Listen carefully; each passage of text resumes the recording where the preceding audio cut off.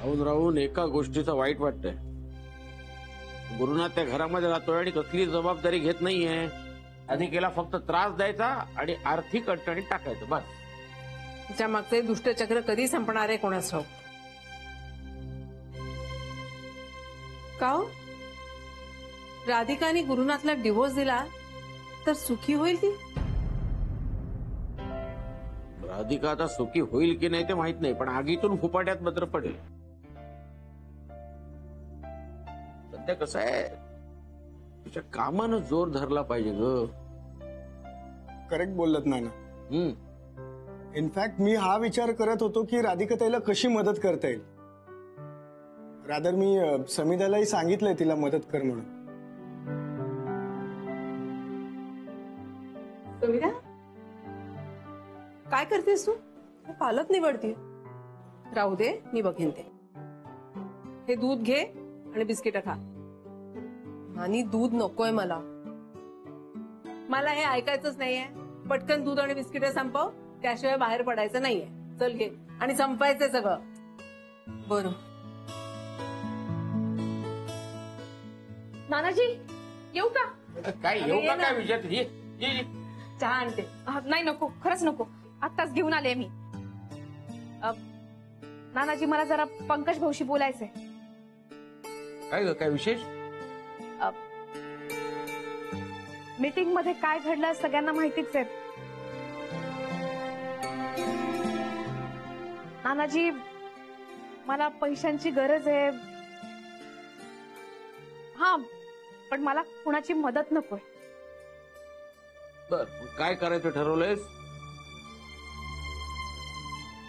पंकज भाऊ, मला माझी 2 व्हीलर विकायची आहे. का? कशाला? नाही म्हणजे आता नड तरी भागेल ना. नाही राधिके, तू जो विचार केलास तो रास्ता आहे. कसं आहे, स्वतःच्या अशा वस्तू विकून तात्पुरती नड भागवता येते ग. पुढं काय? नानाजी, हा काही दिवसांचा प्रश्न आहे. पुढे सगळं सुरळीत होईल, मग हे असलं नाही करायला लागणार. पुन्हा घेईल ना मी 2 व्हीलर. तशी आता काही गरज नाहीये. खाली पडूनच आहे म्हणून राहिले, बाकी काही नाही. पंकज भाऊ, तुझ्या कुठल्या मित्राला हवी असेल तर सांगशील का? बरं, मी बघतो. नाही म्हणजे समिधा, तू पण सांग. तसं गुप्ते भाऊंशी बोलले मी, पण तुम्ही बघितलं तर जास्त बरं होईल. नक्की सांगेन राधिका.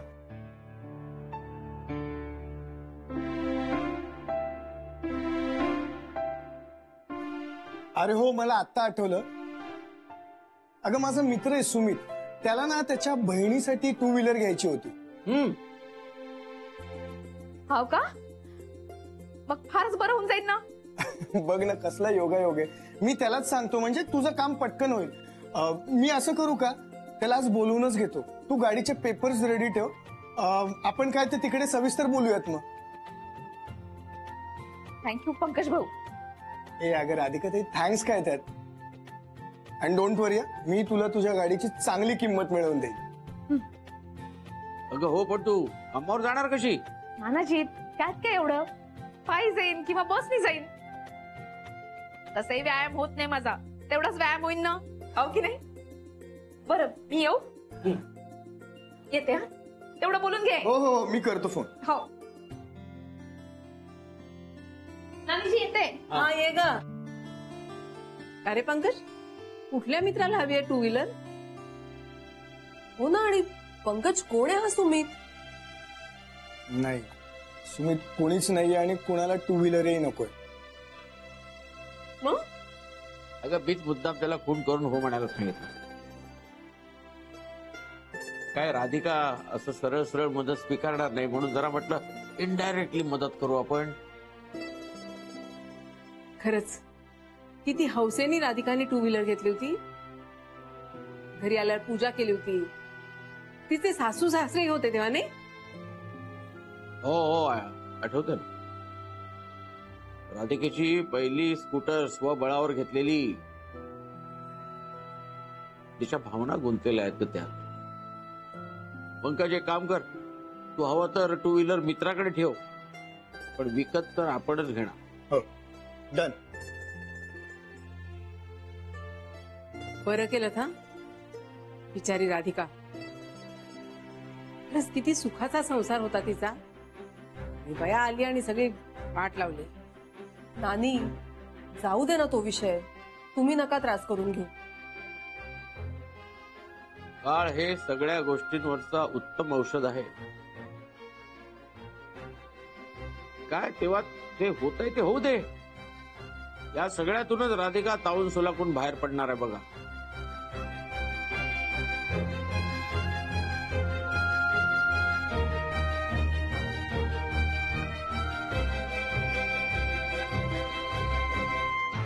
आनंद भाऊजींना फोन करून देते ना.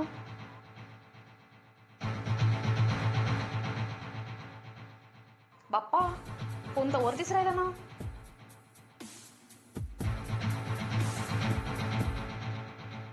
चित्रा, येतो ग मी. रेडी? हो, झालंच माझं. अहो, डबा घ्या. हो. डबा? हो, कामावर चाललेत ना, मग डबा नको का द्यायला? हो, नाही पण तुमच्या मिस्टरांना डब्याची काय गरज आहे? म्हणजे नाही, तसंही कुरिअरचं काम करतात ना ते. पाकिट घरोघरी पोहोचवणं. नाही म्हटलं, डबे सुद्धा पोहोचवत असतील नाही का? मग घरचा डबा कशाला उगीच? म्हणजे काय म्हणायचंय काय? काय आश्चर्य वाटलं? हा, नाही मी पाहिलंय, म्हणजे डबे पोहोचवताना नाही पाहिलं, पण कुरिअरची पाकिटं पोहोचवताना तर नक्कीच पाहिलंय. त्यामुळे यू नेव्हर नो, डबे सुद्धा पोहोचवत असेल नाही का? कसलं फनी वाटत असेल ना डबे पोहोचवताना. ही शपथ, हा खरंच डबावाला आहे का? काय हो, तुम्ही डबे पोचवायचं पण काम करायला लागलात आता? मग चुकीचं काय त्यात? चोरी करतो, दरोडा घालतो की कुठलं अनैतिक काम करतोय मी? हा, कष्ट करतो, कष्टाचे पैसे कमावतो मी, त्यात लाज कसली? माझ्या नशिबात आता हेच बघायचं बाकी राहिलं होतं. ए नशीब, आय नो दिस. नशीब म्हणजे डेस्टिनी ना? नाही, ती या दोन्ही सिबलिंग्सची खूप वाईट आहे. ती राधिका मसाले विकते आणि हा डबे पोचवतो. ए पागल, दात काढू नकोस. शिरेश, तिला काही बोलायचं नाही. किती वेळा सांगायचं रे तुला? या बयाड पोरीला सांग आधी, कष्ट करून कमवतो आम्ही. हा, दुसऱ्याच्या जीवावर, दुसऱ्याच्या क्रेडिट कार्डवर मज्जा करत नाही फुकटची. हो, आणि स्वतः या घरात फुकट राहतोयस ते? आश्रितासारखा, बांडगुळासारखा राहतोयस स्वतःच्याच बहिणीच्या घरामध्ये. अरे तुझी लहान बहीण पोचतीये तुला. अरे तूही इथेच राहतोस. हो, पण हे माझंच घर आहे. तुझ्यासारखा असा आश्रित म्हणून नाही राहत इथे मी. आमचे खर्च आमचेच मॅनेज करतो आम्ही. हा, कसला खर्च करतो रे तू? हा, काय असं करतोस तुझ्या संसारासाठी आणि तुझ्या घरासाठी? बायको मुलांना तर वाऱ्यावर सोडलेस तू. खर्च करतो म्हणे, इथे घराचे हप्ते थकलेत, सोसायटीची बिलं थकलीत, सगळं माझी बाली एकटं करते. हा, तू काही करत नाहीस या घरासाठी. तू स्वतःच्या विश्वात एवढा रमलायस ना की तुला कसली जाण राहिली नाही. आणि मला बोलतोस ना, आश्रितासारखा राहतोस, बांडगुळासारखा राहतोस. अरे तू तर या पोरीचं शेपूट बनून राहिलायस आणि मला बोलतोयस रॅट. मी माझ्या बहिणीच्या घरात राहतो. हा, जे काय आहे ना ते आमचं आम्ही निभावतोय. पण ज्या घराला तू तुझं म्हणतोस ना, त्या भरल्या घरात तू एकटा आहेस. एकटा ना. तुझा पोरगा तुझा आहे ना तुझी बायको. हे तू सांगायची गरज नाही, मला कळलं ना. माझ्याच घरात थोबाड वर करून मलाच बोलतोस. लाज नाही वाटत का रे? का लाज वाटेल? हा, काय चुकीचं वागतोय रे मी? अरे चुकीचं तर तू वागतोयस. त्या पोरीला बिन लग्नाची घरात घेऊन आलायस तू. स्वतःच्या बायकोच्या डोळ्या देखत तिच्या सोबत राहतोयस. लाज नाही वाटत तुला? अरे या पोरीचं जाऊ देत, पण तुझ्यावर तुझ्या आई वडिलांनी केलेले संस्कार सगळं सगळं सगळं वेशेला टांगून आलायस तू. स्वच्छंदपणे वागतोयस. अरे जो स्वतः घाणीत राहतोय तो दुसऱ्यांना स्वच्छतेचे धडे काय देणार? अरे आम्ही सरळ मार्गाने जगतो, कष्टानं पैसे कमवतो. हा, तुझ्यासारखी व्याभिचारी नाही आम्ही. ए शिरीष, पास झाला. ए आवाज खाली. माझ्या घरात मला नाही सांगायचं, कळलं ना? ए आवाज खाली. नाही तर काय करशील? दादा बाजूला हो, बाजूला व्हा तुम्ही. डॅडी हे दोघही बहीण भाऊ व्हायलेंट आहेत का? तू गप्पा. हे काय करून राहिला तुम्ही? झाला तेवढा तमाशा पुरे नाहीये का? जो येतो तो आपल्या मर्जीनं वागतो. माझा कोणी काही विचार करणार आहे का नाहीये? नाही नाही, तुमच्याकडनं तर अपेक्षा नाहीच आहे, पण दादा तू शांत राहा ना. काहून अंत पाहून राहिलात माझा? हे तुझ्या भावाला सांग ना. हे हा, एक लक्षात ठेव, तू या घरात राहतोयस ना कारण मी उपकार करतोय तुला या घरात ठेवून, कळलं ना? कसले कसले उपकार तुम्ही करून राहिला? हे पा, तो माझा भाऊ आहे, तो त्याच्या बहिणीच्या घरात राहतोय आणि त्याच्या कुटुंबाची जबाबदारी मी घेतलेली आहे. काही तुम्ही उपकार करत नाही आहात. हो, मग त्यालाही सांग हे घर माझं आहे आणि इथे शनायाची जबाबदारी मी घेतली. ती मग तिला एकाही शब्दानं बोललेलं मी खपून घेणार नाही. तिच्या जीवावर उड्या मारतोस ना एवढा, तिला तर बघतोच मी, पण तुलाही बघेन मी. इज्जतीत राहा.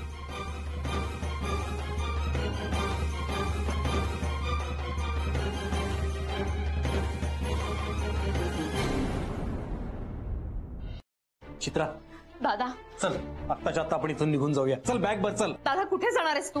नाही बाले, आम्ही जर इथं राहिलो ना तर तो तुला आणि अथर्वला त्रास देत राहणार. हा, नाही, आमचा भार तुझ्यावर नको. बॅग भर ना चित्रा, जाऊया आपण आता लगेच. कुठे? कुठेही जाऊ, कुठेही राहू, पण चल. पण कुठे म्हणजे आता रस्त्यावर राहायचंय का आपण? राधिका तूच सांग बाई. आता सुजयला घेऊन मी काय आता रस्त्यावर राहू का?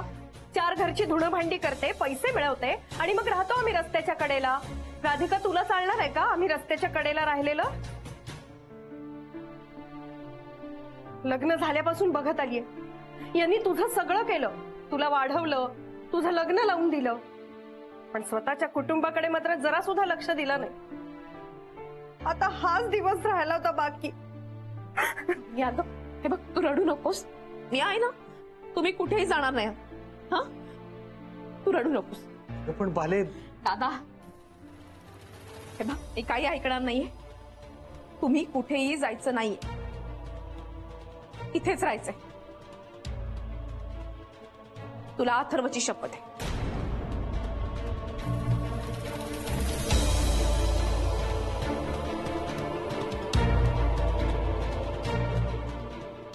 मी येते.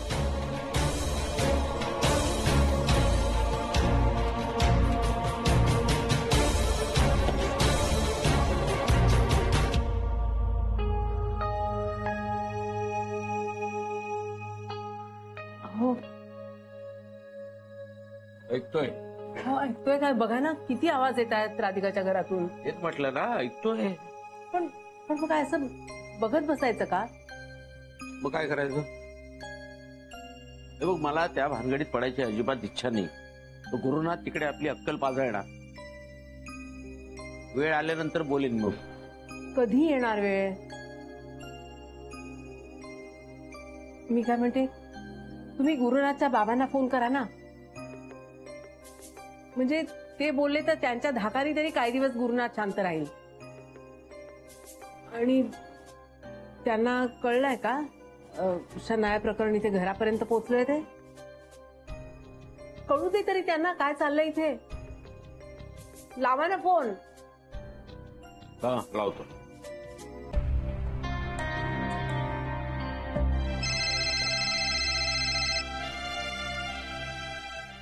अरे नानासाहेब, हा नमस्कार नानासाहेब. काय म्हणताय? अहो खरं सांगायचं ना तर मी आत्ताच विचार केला होता तुम्हाला फोन करावा म्हणून. हो का? काय नाही, आठवण आली तुमची, म्हटलं चला बोलावं. सरिताईचं चाललं होतं ना, जरा मुंबईला जाऊ, अथर्वची आठवण येते, सुनबाईची आठवण येते. अहो मग चांगलं आहे की. या तुम्ही मग. म्हणजे बोलताही येईल आपल्याला. हा हा बोलूया ना. नाही पण कसं आहे माहितीये का, इकडे आता थंडीची लाट आली आहे, हिला वाताचा त्रास आहे. हो, त्याच्यामुळे म्हटलं पुन्हा प्रवास केला त्रास वाढेल, त्यापेक्षा म्हटलं सुनबाईला ना अथर्वला इकडे बोलवून घेऊ. काय काय झालं वहिनीला? मागच्या मुंबईला आली होती तेव्हा त्रास झाला होता तिला, तो तसाच चालत असतो आता अधून मधून. बरं वहिनींची काळजी घ्या, मी बोलतो नंतर तुमच्याशी. मग ते जाऊ दे, हे रडगाणं चालूच राहणार आहे. काय म्हणता तुम्ही बोलणार होता माझ्याशी काही? नाही नंतर सावकाशनं बोलू. असं म्हणता? बर बर ठीक आहे ठीक आहे. बर बर. हा निवांत बोलू. Okay bye. हो. काय झालं सांगायचं ना.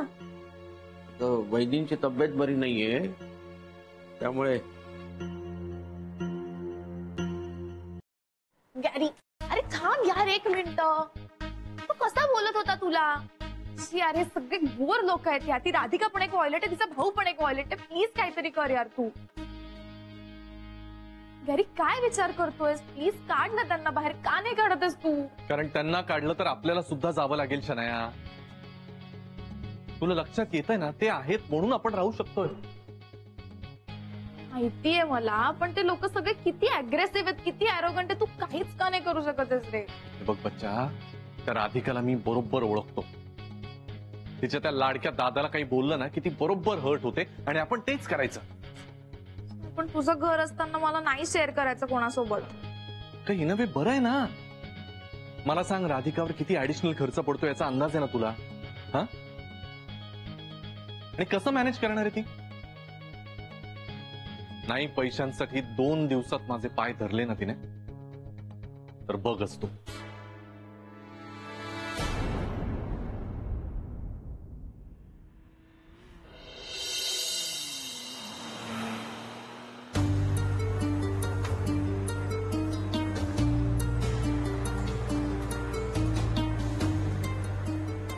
दादा वहिनी तुम्ही एकदम अचानक. अगं अचानक कुठे? तुझ्यासाठीच आलोय. अगं ते रेवतीचा फोन आला ना मला, तुला काहीतरी चक्कर किक्कर आली म्हणे.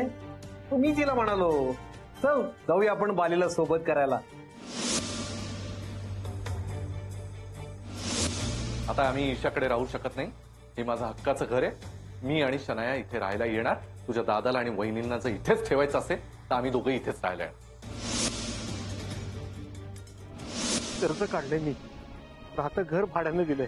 तुझ्या आजारपणाचं निमित्त करून इकडे तुझ्याकडे राहायला आलोय.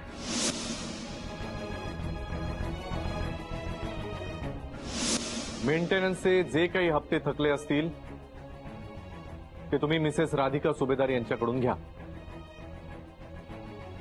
मी भरणार नाहीये. काय करायचं ते करा.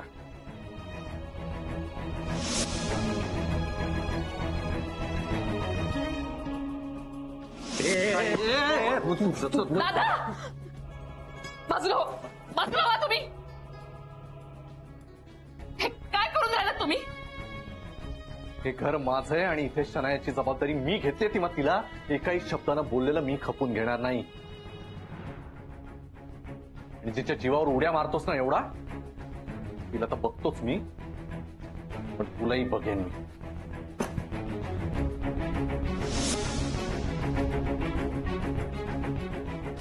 चित्रा दादा चल, आत्ताच्या आत्ता आपण इथून निघून जाऊया. चल बॅग बस. चल कुठे? कुठेही जाऊ, कुठेही राहू, पण चल. पण कुठे म्हणजे आता रस्त्यावर राहायचंय का आपण? राधिका तूच सांग बाई. आता सुजयला घेऊन मी काय आता रस्त्यावर राहू का?